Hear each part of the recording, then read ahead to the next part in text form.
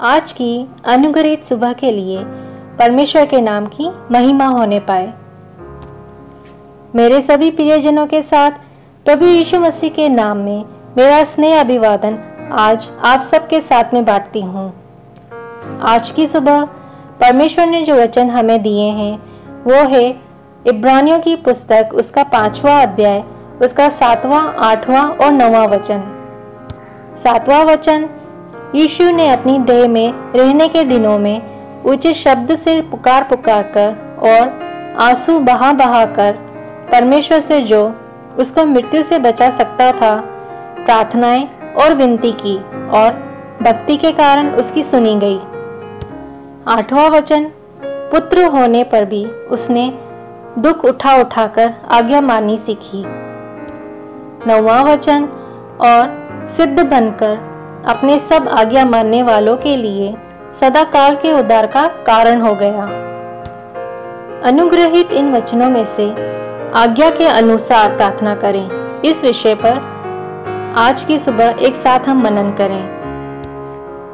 प्रियजनों, जैसा कि हम जानते हैं कि हमारे मार्गदर्शक और प्रार्थना में हमको दृढ़ करने वाले हमारे प्रभु यीशु मसीह, जो कि इस धरती पर मनुष्य के रूप में जन्मे और अपने जीवन के द्वारा उन्होंने हम मनुष्य को मार्ग दिखाया। और यही नहीं, उनके 3.5 साल के प्रचारक के रूप में बिताए गए जीवन भी हमारे लिए मार्गदर्शन का कारण हुआ। यहाँ पर वचन हमें प्रभु यीशु के द्वारा प्रत्येक प्रार्थना के अनुभव को बताता है। क्रूस पर चढ़ाए जाने से पहले के प्रार्थना में बिताए कुछ पलों का अर्थ यहाँ पर विस्तार रूप से बताया गया है। वह इस तरह है, मृत्यु से बचा सकने वाला परमेश्वर उससे प्रभु यीशु मसीह अपने प्रार्थना के द्वारा गहराई से विनती करते हैं, यह यहाँ पर स्पष्ट दिखाई देता है। बहुत जोर से चिल्लाकर आंसू से भरी आंखें और विनती के साथ यीशु के द्वारा परमेश्वर के प्रति जो भय भक्ति थी उसके निमित्त यीशु को उत्तर मिला।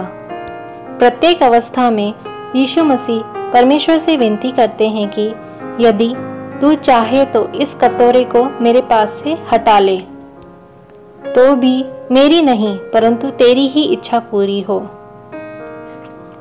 वह कटोरा अर्थात क्रूस की मृत्यु से बचने के लिए उनकी प्रार्थना का उत्तर परमेश्वर से उन्हें प्राप्त हुआ है। वह उत्तर है कटोरा हटाकर नहीं, बल्कि उसका सामना करके उसमें से जी उठना। उस कष्ट की अवस्था को अनुभव करते हुए वे आज्ञाकारी बने और सर्व सामर्थ होकर सबके लिए उद्धार का कारण बने। इसलिए मेरे प्रियो, अगर हम ध्यान दें तो परमेश्वर से प्रार्थना करके हम जिस उत्तर की आशा करते हैं उसी प्रकार कई बार हमें वह उस रीति से उत्तर नहीं देता।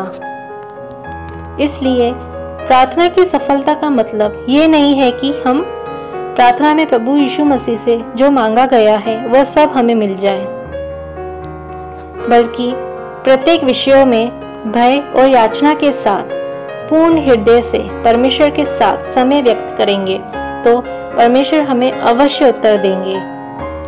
क्या करना है, किस रीति से करना है, किस प्रकार विश्वास में दृढ़ रहना है, और तभी हम अपने हृदयों के विचारों को समझ पाएंगे। यानी हमारी प्रार्थना हमारी इच्छा पूर्ति से नहीं बल्कि परमेश्वर की इच्छा पूर्ति से सफल होती है।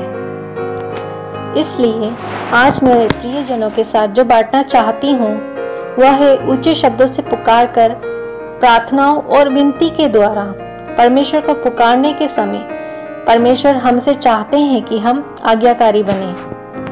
परमेश्वर के सम्मुख प्रार्थना और विनती करने के समय परमेश्वर के उत्तर को आज्ञा के रूप में मानने के लिए हम अपने आप को तैयार करने पाए। इसलिए प्रार्थना करने के समय जो एक विशेष बात हम में सब में होनी चाहिए वह है ऊंचे शब्दों से पुकार कर प्रार्थना और विनती के साथ जब हम परमेश्वर के सम्मुख आते हैं तब परमेश्वर के द्वारा जो भी उत्तर हमें आदेश अनुसार मिलता है, हम उसे अपने हृदय से माने, ऐसा एक आज्ञाकारी स्वभाव हमें आना चाहिए।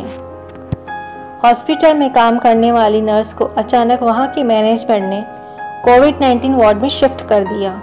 तब उस नर्स ने परमेश्वर से उस रात विनती करके प्रार्थना की कि मुझे उस हॉस्पिटल में कोविड-19 वार्ड में ड्यूटी पर मत डालना। लेकिन परमेश्वर का उत्तर उस नर्स के लिए तुझे वहीं जाना होगा ऐसा था।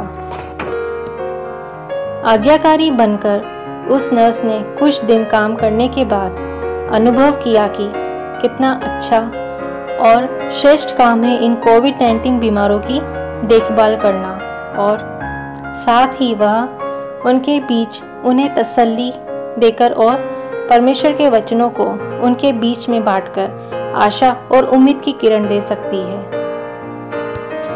मेरे कहने का मतलब, हमारी प्रार्थना के द्वारा परमेश्वर जो उत्तर हमें आदेश के रूप में देता है उसका हम पालन करें। प्रार्थना के उत्तर के रूप में प्रभु का प्रत्येक आदेश हम पूर्ण हृदय से स्वीकार करें।